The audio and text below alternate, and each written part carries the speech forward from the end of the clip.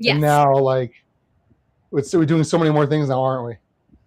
So We have many. such a like robust program going on. So It's changed. I can't yeah, believe I'm how long really I've been here. It's crazy. I yeah. Am I frozen? No, Did I get frozen or am I okay? I'm good. you're good. All right. It glitched out for just a second there on my end. Yeah, it is crazy how long you've been involved in, and I think like what's really crazy. I know we mentioned it last time, but it just you and I have been involved in so many different projects together over the years. So So many many. different like just so many awesome things. So For what? For um, like 7 years now? We've been like I've known you for 7 years, and I've been working with you for like 6 years. yeah, right, because you did the mentorship, Yep. and I then did MEMS, and then after school in camp. Yeah, camp. Yep. so much. So couple things just for the audience who might not know you. Tell me a little bit about some of the struggles when you were a kid with your own upbringing, neurodiversity, and some of the different like just environmental stressors that made it hard for you. Because I think that context is important when we talk about like where you're at now. Yeah. So a little bit about me is I am an older sister. I have two younger brothers. One of which is his birthday today. He turned 16. I Oh can't no believe it. way! Yeah, Wyatt turned 16. He Woo-hoo! did turn Amazing. 18 two Is days he or 2 days driving? ago. Oh yeah, it's scary. Um, Yeah. but both my Yeah. younger Yeah. brothers Well, are for grown up. context, again, for context for everyone who's out there, your dad is like the most popular town bus driver. Yeah. Everyone's got your dad as the. He used to be Leon, but he wasn't on that popular always because he was grumpy. But your dad's got such a good attitude. He's Yes. such a Yes. just a wonderful Ryan, human being. my father, is the most joyful man I know. Yeah, truly, truly. Um, So continue. Yes. yes. So, I grew up with two younger brothers and my mom, my dad. At some point in my life, I think I was in elementary school. My mom started getting sick, and we didn't know with what. Unfortunately, my dad had to stop working for a while, so then that resulted in us being very low income. But despite that, my parents worked very hard at like bringing us up the best that they could. But my mom would be in and out of the hospital, so I had to step up a lot and had to help with my little brothers. At the same time, I turned to Who school. have special needs, right? Your brothers Yes, have yes. One of their my own brothers needs. has autism, and then the other one has ADHD. Yeah. So I always grew up surrounded by neurodiversity, and I'm neurodivergent myself. Um, but yeah, so it was really hard. I took a lot of independence, and a lot of responsibility trying to help my family as much as I could. Mm-hmm. And on top of that, I looked to school as the one thing I could control. So I would throw myself into school and I would do everything I could, especially once I got to high school and I started to learn what a community was. And I started to see how the community has helped my family so much because Manchester, BBA, like MEMS, the community as a whole in this area is so impactful and they're so caring and they gave my family so much and I just wanted to give back as much as I could because I could never like repay all the gratitude that I had for them and all the empathy that I received from so many people I didn't even know. So Yeah, that's that's kind of amazing. It why is. I'm who I am today. My family also raised me to be very empathetic, very kind, very giving. Try to be kind to everyone you know, to treat everyone with respect. Mm-hmm. And I took that to heart. Yeah, you do. And so let's fast forward. Now you're entering your senior year. You're Yes. poised to be the first in your family to graduate college. Yes. Is that correct? From a four-year university, right? First to graduate Yes. from a university, Yes. I'm a and first. your first gen, and not just graduate, but with honors, right? Because last I remember you getting accepted into the honors program in the springtime, right? Yes. Yes, and you've been an RA. I have You've not been an been you. RA. I've Oh, been a club leader. okay. No, it's okay. You didn't Um get. Yeah. But you Um, still had leadership roles in college.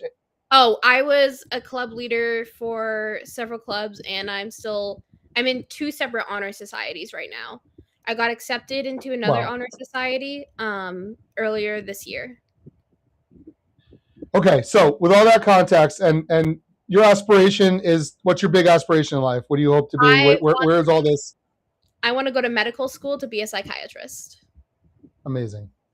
And the theme for tonight's conversation is goal setting. And so I want to point out, just in case anyone didn't fully catch on, that not only Makayla is someone who has been working with me for many years, but she's continuing to be working now as part of Onward Rising, and she's one of our core confidence teachers. She teaches sections that are both JV and varsity. She has a way about her that is so just kind of like kind and unflusterable, that she works really well with some of the kids who have more needs, and also the younger kids. You're really good at wrangling the squirrely ones.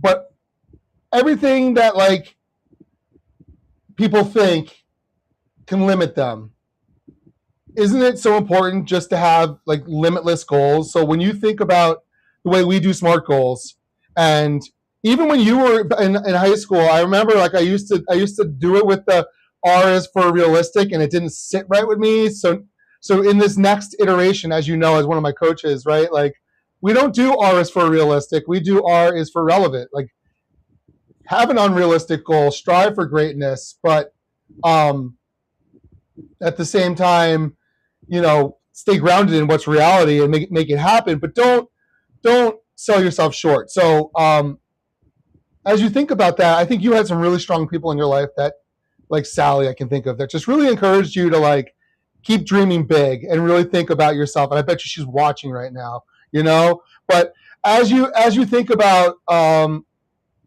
everything I just said, like, what is your take on this distinction between relevant goals versus realistic goals, and why do you think we do it the way we do it?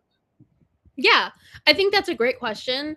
That's something I actually thought about recently is how when I did SMART goals when I was younger, it was always realistic. And the thing is that my family never made me think realistically. Like my family always pushed me to do what I wanted to do, and I didn't like thinking realistically because I wanted to think, okay, realistically speaking, I'm in this position where most people wouldn't be able to do many of the things I'm doing now. So if I'm already going past many of the things that I shouldn't be able to do, realistically speaking, like I'm already past where I am, I should just go further. I should reach for the moon and the stars if I'm already here at this Yeah. point. Look at the moon and the I, stars behind you. Isn't that awesome? yeah, exactly. But it's like I've never I don't see the point as somebody who grew up with a lot of adversity, I don't see the point of just trying to accept what reality is and just kind of give into it. I don't see the point. I also grew up with a family who's very, very headstrong. It's a nice way to put it. And they're very determined. And it's like if they have their mind put to something, they're gonna do it. And I'm very grateful I was raised that way because now when I put my mind to something, I'm gonna do it. And little me never thought I would have been able to be a doctor in any sense. I didn't think I'd be able to Right. afford it. I didn't think I'd be able to handle needles. I didn't know if I'd be smart enough. It's a lot of knowledge. It's a lot. You have to do a lot to become a doctor. You have to do a lot of impressive things. And I'm like, I'm just this little girl from Vermont who has a low income family. How am I going to do this? And Yes. I How are you doing it? through a lot of willpower. Yes. Yeah, a lot of willpower, a lot of determination, Work ethic. perseverance, Yeah. work ethic. Something that we talk about in our program is like doing one thing at a time, right? Like how does an elephant, how's a crocodile eat an elephant? And the answer is one bite at a time. And it's kind of like, right, that's what it is. Like you just Yeah. So on that point, I want to just take it to the next question with you, which is, similarly in our program, some SMART goals use A for attainable. And again, I think that's the same as realistic. Like we don't want attainable goals. We want to know what action are you taking, because goals are not things that you set and forget, right? Goals are things that you set and then strive for. You need to have measurement. You need to have some action in there. So, what when you're working with your students, can you think of an example with one of your students where you are like doing this next step? Like, well, you're stuck right now. So, what's the next step to get you moving? Can you think of examples of that? Let's see. I mean, a very common example is when students are struggling with forming their daily routines because they are, especially during the summer or when it comes to homework, they're trying to figure out how to form their routine. And when you think of it as just, when you don't think of it as actionable, when you think of it as, what was it, attainable? It's like Yes. you think of it like, oh, is it an attainable goal to create a routine? And it's like, yeah, it is, but that doesn't tell you exactly what you're going to do. Actionable actually puts in the action steps on what you're going to actually do for that routine. It actually makes it a lot clearer.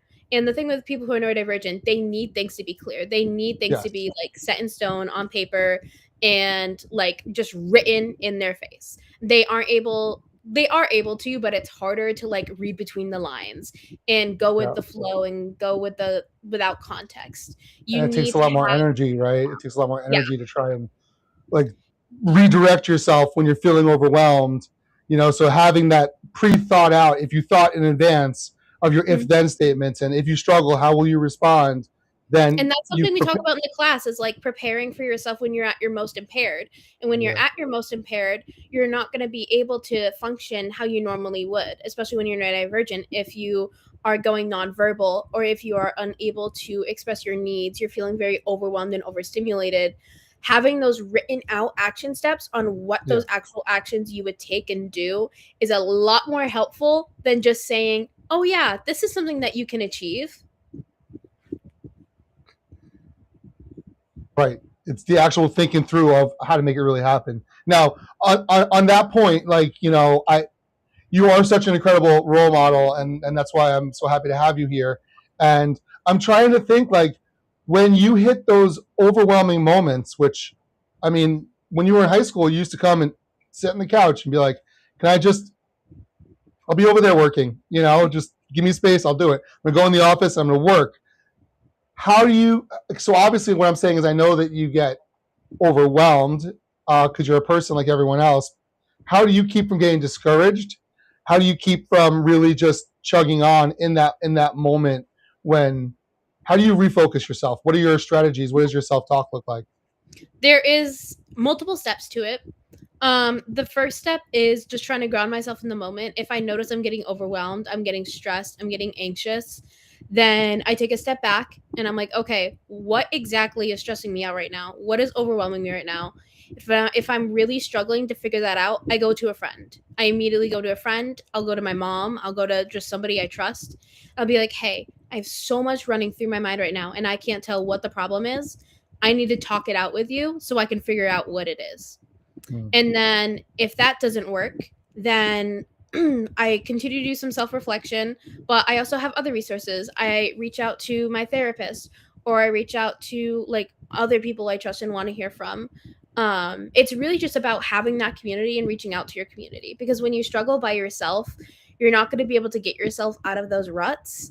I'm usually able to get myself out of the ruts by myself, but if I'm not, community is your best friend. Like community is what's Mm. going to help you get out of those really hard moments. Community is what's helped me persevere through Mm. so much of the adversity and struggles that I've experienced in my life. Mm. And the amount of times, even in college, where I've just been like, I don't know if I can do this. Like, this is so hard. I'll like call my mom and I'm like, I don't know if I can do it. And she'll be like, Makayla, you can do it. You've always been able to, and you will. You're just anxious and overwhelmed right now. And you Yeah. just need to take a step back, maybe listen to some music, take some breathers, hang out with friends. And I just try to remind myself, like, in this moment, I feel anxious and I feel overwhelmed and stressed, but this feeling is not forever. It is temporary. But And you're it's you're in a self fortunate position. You're in a fortunate position to be able to like to call your parents and like and do that, right? You've very got much. you've got two parents who, you know, are not perfect. They're people, but none of us are, and they love you, and they are very much like all in on supporting their kids. They just absolutely adore their kids, and um, and treat you with that love. You are never treated, and as I understand, you never treated that like you were not loved, you Oh know. And so no, when I never. think about what that right, right, and when I think about what that looks like for some of these other kids who might be struggling, what would be some advice you have for the parents on like how to really, what did your parents do so well, right? Like what would be the advice for how to really support a kid who's in that neurodivergent struggle and is overwhelmed and overtaxed and can't, how does the parent help in that moment? Something that my parents did very well growing up, I think, is that they would try to always hear us out, especially my mom. She'd always sit down with us and try to talk us through what we were feeling and try to figure out why we were acting the way we were. Um, it was never like accusatory or like flipping out or anything like that, especially with my brother who has autism. Like, we learned very quickly that you need to talk them through it. You need to sit down and have a conversation and be at their level. And you have to also be willing to take a step back if they're not ready to talk yet about it. Um, Hmm. my parents were very good at being So, able to gauge like what kind of conversation needed to happen and when it needed to happen. right, really reading their kid and like Yeah. knowing when they can push and when they should just give them some space. Well, that's awesome. That's really great. And that's something that parents do often struggle with because they see their kids struggling and they want to help, but they don't always realize that that helping sometimes is enabling, sometimes is making it worse, you know, and they don't always realize that. So, what if you were if there's this is the last question, and this is kind of the question that I ask recently all of my live guests is the last question. So if you had an opportunity, um, and now that you are inside core confidence and you really know what it is, and you had an opportunity to talk to a student who is considering our program, what's one piece of advice that you'd want to give them, and not necessarily specifically about our program, but just one piece of advice that you'd want to give the young people who are looking for help right now? I would say, oof, that's a good question. The biggest piece of advice that I can give is that you're not alone and you can't take care of your problems all by Mm, yourself. mm. Biggest Because piece of advice is accept that's help. something Yeah. I really struggled with for a while in my life and something I still struggle with sometimes now. But Mm-hmm. it's like you can't do everything on your own. It's Mm-hmm. just not possible. It's not plausible. It's not healthy. It's not. And you won't change and you won't be able to make progress if you're not looking for help from others. It's very, very hard to do so. And back to when I talked about community, like the reason why I am who I am today is because I learned that you need the support from people around you. You need to rely on others because during those times when you can't see what you're doing wrong, or during those times when you just don't know what is wrong and you can't see it, those people can see it and can help you through it. Perspective is so important. It is That so people can give you some advice. I had a really good friend of mine. You know, I was going into something and I was like, what if everything? What if this? What if that? What if this? What if that? He was like, just go in with a positive mindset and you will create positive outcomes by having a positive mindset. And it was so important for me to hear that from him. He was my college roommate. I've known this guy for a very long time, you know, so he knows me very well. And I really appreciated hearing that from him. So you're right. You know, one of the things we believe in Onward Rising is that our job isn't to help students to lower their expectations. It's our job to help them put the systems in place, to build the habits, the confidence, to pursue the goals that really matter to them. So thank you tonight, Makayla, for sharing your story and reminding us, you know, meaningful goals begin with relevance. They grow with action and they become possible one step at a time. And I'm so thankful to have you in our village, Makayla, and thank you for your time tonight. Of course, thank you. I'm very grateful to be here and I plan on being here for a while. I'm very happy here. I love the kids. I love teaching this course. I Awesome. think it's a very valuable course that anyone should attend if they can. Amazing. Well, we'll have you back again another year. Sounds good.